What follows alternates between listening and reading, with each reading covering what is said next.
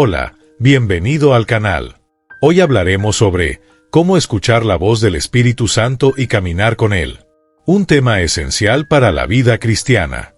Que podamos ser sensibles para escuchar su voz. En 2 Corintios capítulo 13 versículo 14, el apóstol Pablo escribe una bendición profundamente significativa. La gracia del Señor Jesucristo, el amor de Dios y la comunión del Espíritu Santo sean con todos ustedes.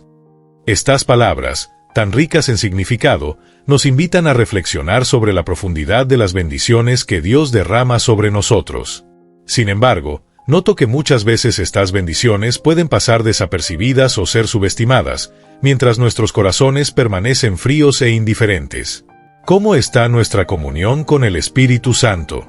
¿Estamos permitiendo que Él nos conduzca a la gracia y al amor de Dios, o nos hemos conformado con una fe superficial? En Hechos capítulo 1 versículo 8, Jesús dijo: «Pero recibiréis poder cuando haya venido sobre vosotros el Espíritu Santo, y me seréis testigos en Jerusalén, en toda Judea, en Samaria y hasta lo último de la tierra». Aquí, Él dejó claro que la obra de la evangelización, la expansión del reino de Dios, solo podía realizarse eficazmente a través del poder del Espíritu Santo. No se trataba solo de ir y hablar, sino de depender completamente de la asociación con el Espíritu Santo para que el mensaje tuviera un impacto verdadero y duradero.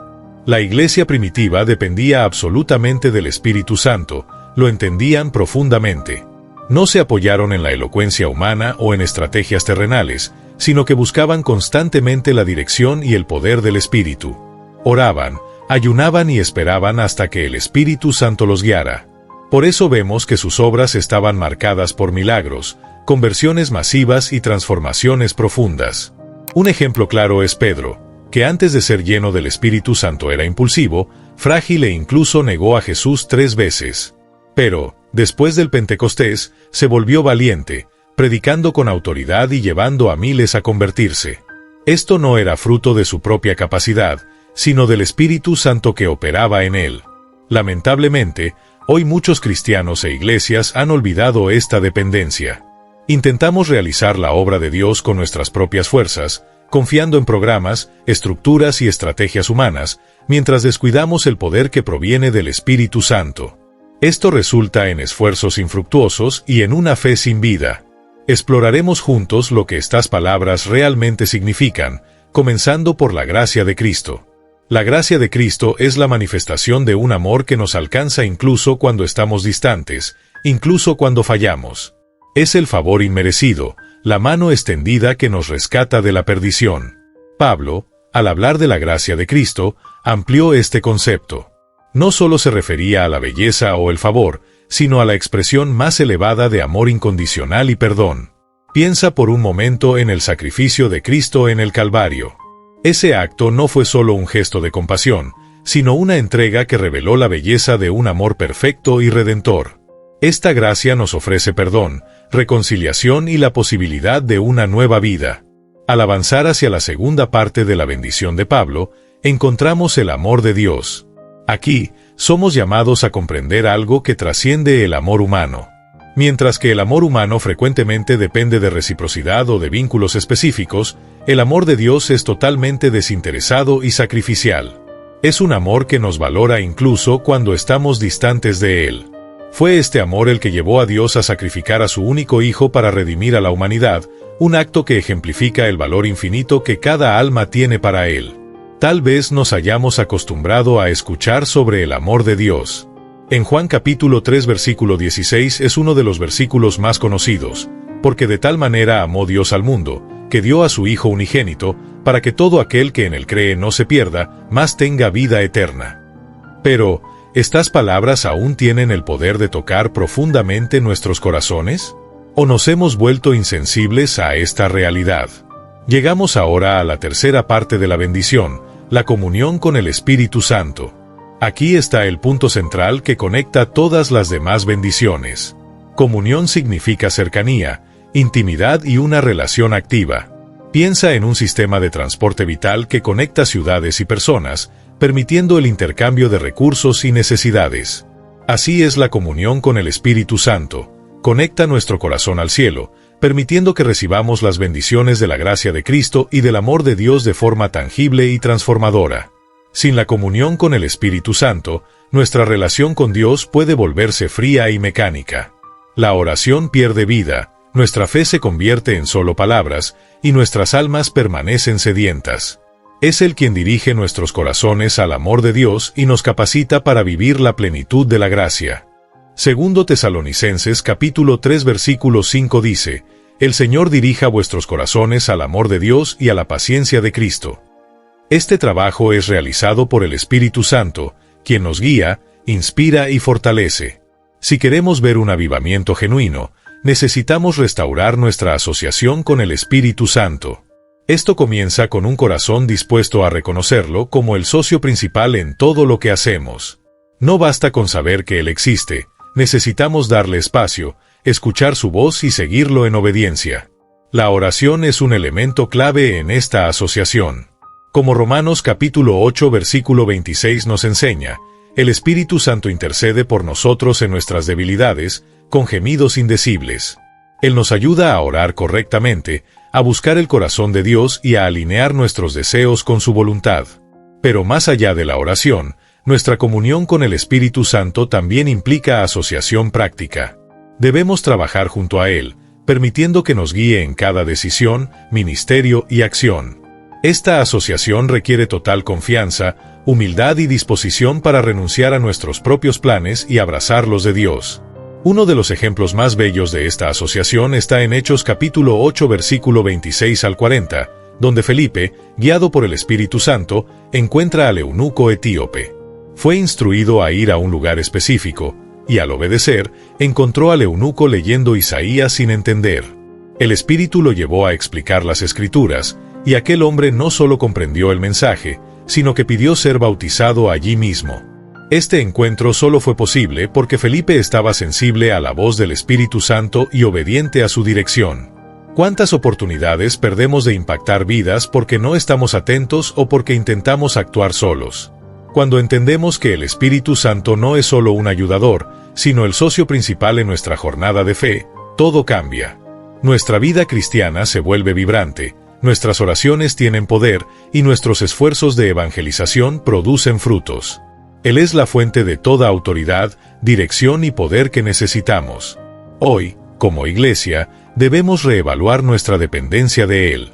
Necesitamos abrir la puerta que fue cerrada, como se menciona en Apocalipsis capítulo 3 versículo 20, e invitarlo a entrar nuevamente. Él desea estar presente, guiándonos, fortaleciéndonos y trabajando junto a nosotros. ¿Dónde comenzamos? Primero, reconociendo que sin el Espíritu Santo somos incapaces de realizar algo de valor eterno. Luego, debemos buscar su presencia con un corazón sincero, deseando profundamente establecer una comunión verdadera con Él. La Biblia nos muestra que todo lo que Dios hace en la tierra se realiza a través del Espíritu Santo. Desde la creación del mundo, pasando por la resurrección de Cristo, hasta la obra de la iglesia primitiva, todo fue movido por el poder del Espíritu. ¿Cómo podemos entonces esperar cumplir nuestro llamado sin Él? ¿Vamos juntos a recuperar esta asociación esencial con el Espíritu Santo? Cada día, debemos recordar que Él no es un concepto distante, sino una persona real, viva, que desea habitar en nosotros y guiarnos en cada paso de nuestra caminata espiritual. Pedro, movido por el Espíritu Santo, obedeció sin cuestionar, yendo a la casa de Cornelio. Cuando llegó, encontró al centurión y a su familia reunidos para escuchar el mensaje del Evangelio. Pedro comenzó a predicar sobre Jesucristo, su vida, muerte y resurrección, y mientras aún hablaba, el Espíritu Santo descendió sobre todos los que escuchaban la palabra. Este evento poderoso está registrado en Hechos capítulo 10 versículo 44 al 46, mostrando que el Espíritu Santo también fue derramado sobre los gentiles, confirmando que la salvación era para todos, sin distinción. La obra del Espíritu Santo en ese momento no solo trajo salvación a la casa de Cornelio, sino que también abrió el camino para la expansión del Evangelio a todas las naciones. Pedro, al presenciar este acontecimiento, declaró: ¿Puede acaso alguno impedir el agua, para que no sean bautizados estos que han recibido el Espíritu Santo como también nosotros? Este episodio reafirma que sin la dirección y el poder del Espíritu Santo, la obra de Dios no puede alcanzar su plenitud. Este evento marcó un punto de inflexión en la historia de la Iglesia primitiva, pues reveló que el Evangelio no estaba limitado a los judíos, sino que era para todas las personas, independientemente de su origen. La Iglesia fue impulsada a aceptar que la obra de Dios era inclusiva y trascendente, y esto solo fue posible porque Pedro y los apóstoles estaban en total sumisión a la dirección del Espíritu Santo. La lección que podemos sacar de esto es clara: sin la comunión con el Espíritu Santo, nuestras obras son estériles y desprovistas del poder transformador de Dios. Por otro lado, cuando nos sometemos a su liderazgo, ocurren milagros, se derriban barreras y las vidas son transformadas. Hoy, la Iglesia enfrenta el mismo desafío: confiar plenamente en el Espíritu Santo y permitir que Él guíe cada aspecto de su ministerio. Lamentablemente, muchas veces descuidamos esta asociación, reemplazándola con métodos humanos y estrategias que no logran generar los frutos esperados. El resultado es una iglesia tibia, desprovista de la pasión y el fuego que caracterizaron a los primeros discípulos. Sin embargo, la promesa de Jesús permanece: recibiréis poder cuando haya venido sobre vosotros el Espíritu Santo, y me seréis testigos. La clave para un ministerio fructífero y eficaz es volver a las raíces de la iglesia primitiva, buscando continuamente la dirección del Espíritu Santo y permitiendo que Él sea el socio principal en todas nuestras acciones. Es necesario que nuestras predicaciones, oraciones y evangelización sean conducidas por Él, pues sólo así podremos experimentar el mismo poder que transformó al mundo en el primer siglo. La obra del Espíritu Santo no está limitada al pasado. Él sigue activo hoy, buscando corazones dispuestos a colaborar con Él. No debemos subestimar la importancia de escuchar su voz y obedecer sus direcciones, incluso cuando desafían nuestra lógica o preferencias. Al fin y al cabo, Él es el Consolador prometido, el guía que nos conduce a toda la verdad y el poder que nos capacita para cumplir el llamado de Cristo.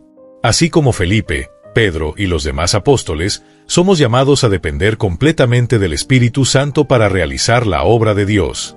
Es mediante esta asociación que alcanzaremos a las naciones, llevando el mensaje del Evangelio con autoridad, pasión y eficacia. Que nunca olvidemos que, sin Él, nuestros esfuerzos son en vano, pero con Él somos más que vencedores en Cristo. Y así, al final del Concilio de Jerusalén, los apóstoles y ancianos demostraron claramente que el Espíritu Santo era la fuente principal de orientación y autoridad en la resolución de cuestiones teológicas y prácticas de la Iglesia. El texto de Hechos capítulo 15 versículo 28 que dice: «Pareció bien al Espíritu Santo y a nosotros», muestra la sumisión de aquellos líderes a la dirección divina, reconociendo que su decisión no era resultado solo de discusiones humanas, sino de una colaboración directa con el Espíritu Santo. Esta actitud contrasta fuertemente con muchos de los métodos modernos, donde el papel del Espíritu Santo es frecuentemente descuidado o minimizado en favor de decisiones basadas en comités, planificación estratégica o criterios puramente humanos. Sin embargo, la iglesia primitiva prosperó porque estaba fundamentada en la dependencia del Espíritu Santo, tanto en la predicación del Evangelio como en la administración de los asuntos internos. Este reconocimiento de la autoridad del Espíritu Santo también es evidente en la elección y envío de misioneros, como se ve en la historia de Antioquía. Bernabé y Pablo fueron apartados para la obra porque el Espíritu Santo los llamó, y no porque alguien los designara con base en sus habilidades o méritos personales. Fueron enviados bajo la guía directa del Espíritu, y fue Él quien los capacitó y suplió sus necesidades durante el ministerio. La dependencia total del Espíritu Santo permitió que la Iglesia enfrentara desafíos y persecuciones con valentía, llevando el Evangelio a lugares que jamás podrían haber alcanzado por esfuerzos meramente humanos. No había espacio para la complacencia o el orgullo, pues todo dependía de su dirección y poder. En la carta escrita después del concilio, los apóstoles reconocieron que había personas perturbando a las iglesias gentiles con falsas doctrinas, intentando imponer un yugo que el Espíritu Santo no había ordenado. El resultado de esta sumisión al Espíritu fue la preservación de la pureza del Evangelio y la unidad de la Iglesia. Esto nos enseña que, en lugar de crear divisiones o herejías, debemos someternos al Espíritu Santo para recibir sabiduría y discernimiento. Hoy, muchas iglesias y movimientos cristianos están enfrentando crisis similares. Doctrinas distorsionadas y la falta de comunión con el Espíritu Santo han causado confusión, división y frialdad espiritual.